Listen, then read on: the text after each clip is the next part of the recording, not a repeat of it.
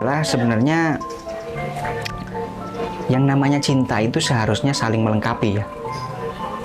Saling melengkapi, bukan malah menjadi pengendali hidup. Ya, kita hanya akan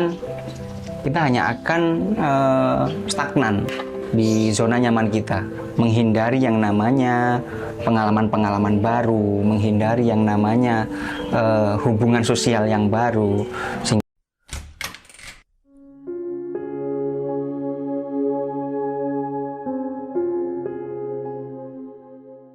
Baik teman-teman, kali ini saya coba akan membahas tentang sesuatu hal yang juga banyak terjadi di masyarakat kita ya. Banyak terjadi di orang-orang di luar sana, bahwasanya ternyata kisah hubungan percintaan itu juga dapat mengendalikan yang namanya kehidupan seseorang ya. Jadi di sini banyak anggapan yang bahasanya cinta itu memang dapat menjadi sumber kebahagiaan ya. Jadi cinta itu ada yang menyebutnya dapat menjadikan sumber kebahagiaan yang mendalam dalam kehidupan seseorang, betul ya. Namun ada kalanya saat seseorang ini terjebak dalam hubungan yang tidak sehat dalam percintaan tersebut, justru ini akan merubah menjadi sebuah belenggu yang mengendalikan kehidupannya. Jangan sampai kehidupan kita dikendalikan oleh beberapa hal yang sudah pernah saya sampaikan sebelumnya. Yang pertama adalah luka masa lalu, yang kedua adalah penilaian dan pendapat dari orang lain ya. Yang ketiga adalah mental block. Dan yang sekarang saya bahas adalah tentang pengendalian hidup oleh hubungan percintaan ya. Jadi ada pun dampak pengaruh hubungan percintaan terhadap kehidupan itu ada beberapa ya dampaknya. Yang pertama adalah seseorang itu bisa kehilangan identitas ya. Kehilangan identitas ini maksudnya dulunya yang mungkin sebelum berpasangan dengan seseorang dia bisa melakukan hobinya, dia tahu betul minatnya apa, keinginannya apa ya. Untuk meraih itu dia berusaha keras gitu ya, untuk meraih suatu goal ya yang dia inginkan gitu kan. Namun setelah menikah justru biasanya seseorang ini akan lebih mengutamakan kebutuhan-kebutuhan pasangannya. Artinya jati dirinya, artinya identitasnya ini lebih cenderung menyusut ya. Ini yang salah satu dampak yang dialami oleh banyak orang, tidak disadari bahwasanya akhirnya mereka kehilangan identitas, berangsur-angsur kehilangan identitas, tapi tidak disadari ya, karena mungkin adanya kewajiban antara pasangan dengan pasangannya maksudnya ya. Jadi krisis identitas sehingga mereka lebih mengutamakan kepentingan dari keluarganya atau pasangannya. Yang kedua adalah kecemasan dan ketidakpastian, teman-teman. Jadi rasa cemas, rasa takut, rasa merasa tidak pasti ini pasti akan timbul pada pasangan yang merasa pasangan hidupnya itu tidak sesuai yang dia harapkan. Sehingga pada saat dia sudah terlanjur, sudah berhubungan dengan pasangan tersebut, maka dia mempunyai kecemasan nantinya di masa depan akan mempengaruhi kehidupannya. Nantinya dia akan, bahkan ada juga yang merasa takut dengan kehilangan sosok tersebut. Maksudnya dia bergantung dengan sosok tersebut. Kalau tidak ada pasangan ini nanti aku bagaimana? Kalau aku tidak hidup dengan pasangan ini nanti aku akan, bahkan ada yang sampai gila ya. Maksudnya sampai merasa nggak bisa hidup tanpa dia gitu. Nah ini yang dinamakan dengan pengaruhnya, salah satunya adalah dampak malah bikin cemas dan malah menganggap hidupnya tidak pasti jadinya gitu ya, kalau tanpa dia gitu. Jadi menganggap seorang pasangan ini bisa menemani dia selamanya gitu ya. Ini yang salah ya. Kemudian yang ketiga adalah merasa nilainya rendah diri ya. Rendah diri itu maksudnya karena mungkin perasaan yang tidak dicintai, kemudian merasa ya mungkin kurang perhatian atau diabaikan gitu, sehingga ini menurunkan rasa harga dirinya, merasa sebagai pasangan ini merasa tidak dihargai, tidak dicintai gitu ya, sehingga berpengaruh kepada masa depannya juga, masa depan pasangannya juga gitu kan, karena di dalam hatinya ternyata apa yang dilakukan oleh pasangannya ini berdampak dalam luka batinnya juga gitu. Nah, pada saat luka batin ini terbentuk, maka perasaan rendah diri ini akan berpengaruh juga pada saat dia mencoba hal-hal baru atau peluang-peluang baru yang semisal bisa dibuat untuk meraih masa depan keluarga ya, untuk mencapai keinginan keluarga. Ini juga akan terdampak, teman-teman. Ya. Terus yang berikutnya adalah merasa ada isolasi sosial. Maksudnya isolasi sosial ini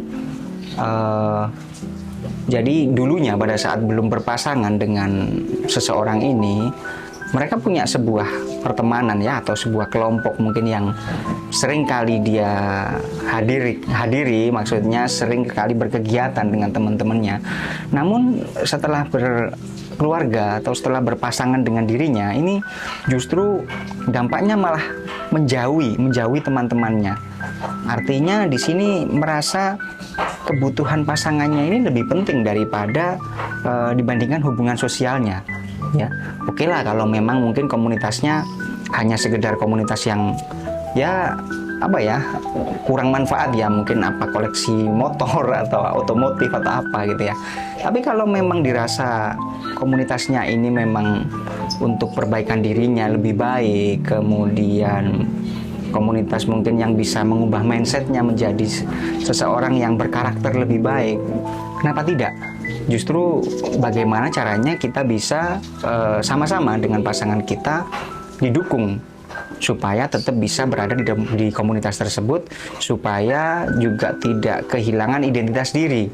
Maksudnya tetap ingin mengejar yang namanya pengembangan diri secara maksimal menjadi pribadi yang lebih baik. Dan dari beberapa yang saya sebutkan dampak tadi, ternyata sebenarnya ada ya cara untuk mengatasi ketergantungan emosional atau ketergantungan dengan hubungan percintaan ini ya. Salah satunya yaitu yang pertama adalah bagaimana kita harus bisa membangun kesadaran diri dulu. Artinya kesadaran diri dulu ini maksudnya adalah bagaimana kita mengenali bahwa hubungan tersebut ternyata seiring berjalannya waktu justru malah mengendalikan hidup kita. Ya, perlu disadari itu dulu. Maka jika memang kehidupan kita terkendali oleh yang namanya hubungan percintaan ini tadi, namun pengendalian hidup ini justru malah membawa dampak yang negatif kepada kita. Maksudnya justru menimbulkan krisis identitas, kemudian menghilangkan sesuatu yang biasanya kita lakukan dulunya, maksudnya kehilangan sesuatu yang bermanfaat ya, yang positif maksudnya. Nah, ini perlu kita sadari dulu. Perlu kita sadari bahwasanya sepertinya ini hubungan yang kurang baik ya. Artinya berdampak negatif terhadap diri atau kehidupan kita. Nah, kalau sudah disadari, maka kita bisa menetapkan yang namanya batasan-batasan supaya ini yang kedua, supaya kehidupan kita itu lebih tertata, kehidupan kita lebih sehat, hubungannya lebih sehat, sehingga kita tetap tidak mempengaruhi yang namanya krisis identitas kita. Kita tentukan yang namanya menetapkan batas itu artinya kita berusaha untuk bisa menjadi diri kita sendiri sekalipun sudah berpasangan ya, namun tidak melanggar juga yang namanya hak-hak dari pasangan kita ya. Yang penting yang pertama untuk menetapkan batasan ini adalah yang pertama adalah tentukan waktu kita untuk bisa mengenali diri kita sendiri. Artinya kita bisa berkutat dengan hobi kita yang dulunya kita dalami pada saat kita sebelum berkeluarga ya. Kemudian minat kita, goal-goal kita, itu keinginan kita itu juga tetap harus kita upayakan untuk bisa kita capai gitu. Nah, pentingnya di menetapkan batasan ini sehingga kita nantinya tidak akan kehilangan identitas kita. Jadi menjaga identitas pribadi kita, hubungan sosial di luar itu juga tetap terjaga, namun hubungan baik dengan pasangan ini juga tetap terjaga. Artinya balance, tetap seimbang ya. Supaya apa? Supaya yang namanya pertemanan sosial di luar itu juga tidak merasa kehilangan diri kita. Ya, kita pun juga tidak kehilangan jati diri kita. Bukan malah pada saat sudah berpasangan kemudian kita malah meninggalkan hobi kita ya, yang dulunya seneng menjalani hobi, akhirnya kita tidak menjalankan hobi kita, kemudian malah menjauh dari teman-teman kita ya. Ini akan berdampak negatif justru malahan kepada diri kita kalau sampai hal ini terjadi pada hubungan percintaan di dalam kehidupan kita. Selanjutnya adalah yang ketiga, fokuslah pada kualitas diri kita atau pengembangan diri kita. Ya, itu yang ketiga. Jadi bagaimanapun juga sempatkanlah atau investasikan waktu beberapa jam atau mungkin ada waktu-waktu tertentu dalam 1 minggu ini untuk bisa terus kita belajar untuk mengembangkan diri kita, mengejar minat kita, mengejar cita-cita kita ya. Ini penting sekali karena memang pada saat kita tidak kehilangan jati diri kita, tidak kehilangan minat belajar untuk mengembangkan diri kita, maka justru ini akan membangkitkan rasa percaya diri kita, teman-teman. Nah, pada saat kita makin percaya diri dan fokus pada pengembangan diri, maka peluang besar untuk masa depan ini lebih baik, lebih bahagia, bahkan dengan pasangan juga lebih tenang ya, lebih damai, itu akan terbuka dengan lebar. Kalau kita berada di titik yang zona nyaman saja, tidak mau berkembang, maka peluang-peluang yang ada di depan kita itu juga tidak akan dapat kita raih, tidak akan dapat kesempatan untuk bisa mendapatkan hal tersebut kita.